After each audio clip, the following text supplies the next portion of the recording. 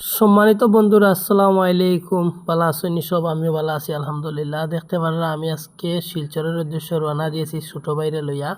সবাই লগে থাকবা, স্কিপ না করিয়া। আপনারা যদি লগে থাকতে জানতে পারবা, শিলচর যাইয়ার কিছুদিন আগে আমার ছোট বাইরে নিয়ে আমি ডাক্তার দেখাইছিলাম। চোখে একটু সমস্যা আছিল, ঈদের আগে নিয়ে ডাক্তার দেখাইছিলাম। ডাক্তার দেখানোর পরে ডাক্তারে কইলা যে এটা অপারেশন করতে লাগবো, চোখটার লেন্স বদলাইতে লাগবো।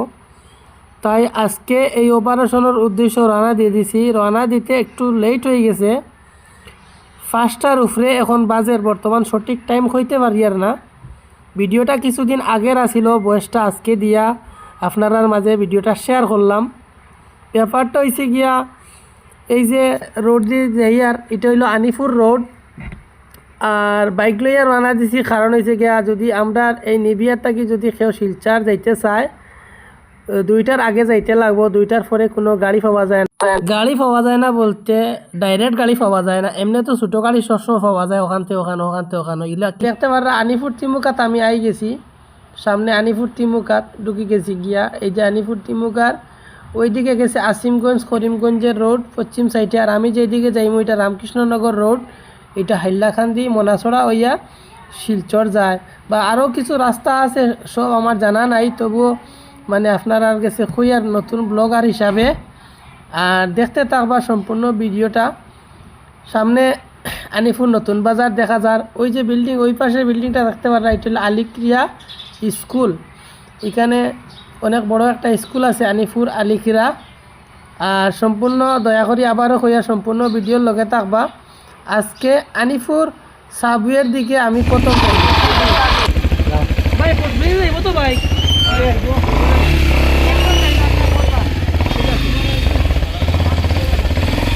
আমি এখন নতুন যে ফুটব্রিজ হয়েছে আনিপুর, ওই যে গল্লির দিকে আমি ঢুকি। আর এখন ফুটব্রিজ দিকে আমি যাইমু।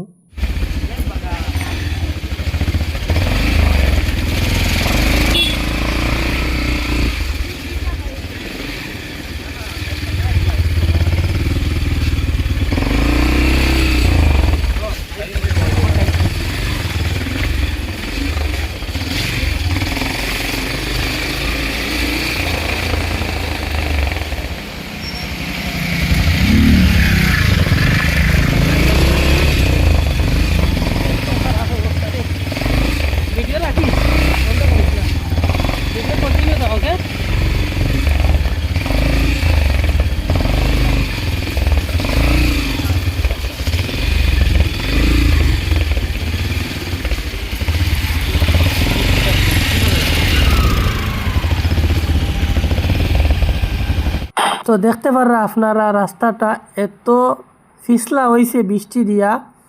আর রাস্তাটা এত সিফাসিফি, কারণ অনেক মানুষ এই রাস্তার উপরে দিয়ে হাজার হাজার মানুষ যাতায়াত করেন সব সময়। আর ছোট্ট একটা সাবুয়ের উপরে দিয়া মানুষ যাইতরা, এত বাইক, এত সাইকেল, এত মানুষ। এরপরে ফাঁকে ফাঁকে দেখা যায় কিছু অটো ঢুকি যায় মাঝে মাঝে। আরও যে দেখতে পাররা রেলিংয়ের উপরে দিয়ে আমি ফাও লামাইয়া, দুই পাশে দুই ফাও দিয়া যাই। আর সাবুয়ের উপরে খাটের উপরে ফেক উঠিয়া পুরা পিছলা হয়ে গেছে গিয়া।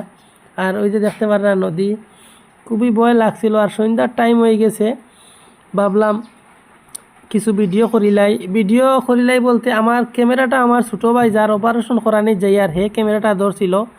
আর তারে লইয়া আমি রওনা দিছি।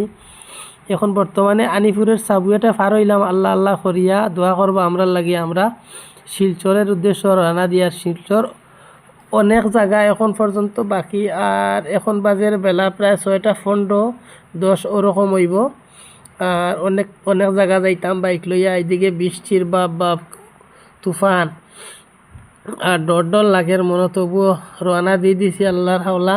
কারণ খাইল সকালে 8:30 তার অপারেশন। আর নিবিয়ার থেকে গিয়া ইনো অপারেশন করাইতে পারতাম না, এর লাগি আজকে রওনা যাইতে রাত প্রায় 10টা বাজে যাইব গিয়া। তখন আজকে বেবির মাসির বাড়ি। আলহামদুলিল্লাহ সকাল এখন বাজের 11টা রওনা দিয়ে দিছি বেবির মাসির বাড়ির থেকে। খাওয়া দাওয়া করিয়া স্নান পানি করিয়া আর রওনা দিয়ে দিলাম বেবির মাসির বাড়ির থেকে। মেডিকেলের উদ্দেশ্য সবাই দোয়া করবো আমার বাইর যেন অপারেশনটা সুস্থ সবলভাবে হয়ে যায়, সবর দোয়া চাইয়ার। আর ভিডিওটার লগে থাকবো আপনারা। দেখতে পাররা আমি এখন ইন্ডিয়া ক্লাব হইয়া রওনা দিয়ে দিছি। শিলচর শহরে আমি বর্তমানে আছি। আল্লাহর রহমতে অবশেষে পৌঁছে গেলাম মেডিকেল কিছু বিশ্রাম করার বাইরে অ্যাডমিট করাইয়া অপেক্ষায় আছি ডাক্তার আইবা। 11:30 খবর পাইছি। যাই হোক দেখা যাক কোন সময় আইন নাই একটু ট্রিটমেন্ট চলের বাইরে। আসলে আগ মুহূর্তে ছোটো বাইরে জিগাইলাম কিছু খাওয়া দাওয়া করিলাম, কিছু খাওয়া দাওয়া করাইলাম ছোটো বাইরে নিয়া। এই যে এখানে একটা ক্যান্টিন আছে এই হসপিটালে।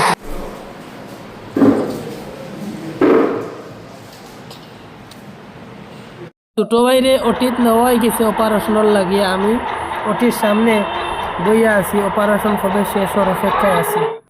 আলহামদুলিল্লাহ অপারেশন শেষ হয়ে গেছে। এখন যেই আর কি কাউন্টারে পয়সা জমা দিতাম, আগে কিছু অনলাইন দিয়ে দিছিলাম আর এখন টোটাল যেগুলা পেমেন্ট আইছে সব দেওয়ার লাগিয়া রওনা দিয়েছি কাউন্টারের উদ্দেশ্যে। আপনারা দেখতে থাকবা। আর হসপিটালটা হয়েছে গিয়া রাঙ্গিরখাড়ি লাইফলাইন হসপিটাল শিলচর। ডাক্তারের নাম জয়ানাথ, খুবই ভালো স্পেশালিস্ট ডাক্তার শুনেছি।